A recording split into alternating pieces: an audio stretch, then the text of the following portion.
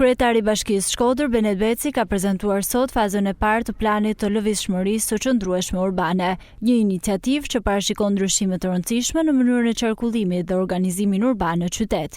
Në njoftimin e bërë publik, Beci thekson se Shkodra po i largohet lëvizjes kaotike dhe trafiku të pakontrolluar, duke hyrë në një epokë të re zhvillimi.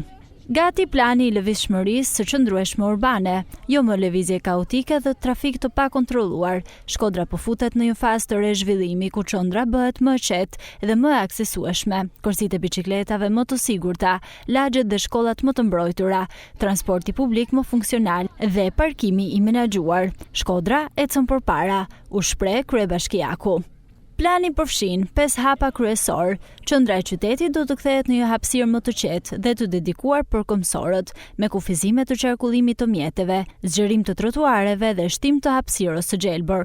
Korsitë e biçikletave do të zgjerojnë rrjetin ekzistues, me ndarje fizike nga trafiku për të rritur sigurinë e pedaluesve.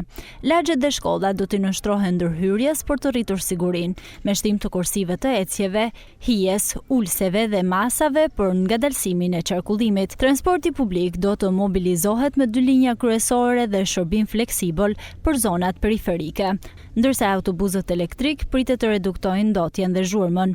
Parkimi i menaxhuar parashikon organizimin e një rrjeti të qartë parkimi dhe hapjen e zonave të tjera pranë destinacioneve kryesore. Sipas Bashkisë Shkodër, ky plan synon të sjellë një model të ri funksionimi urban, duke afruar qytetin me standardet europiane të lëvizshmërisë dhe cilësisë së jetës.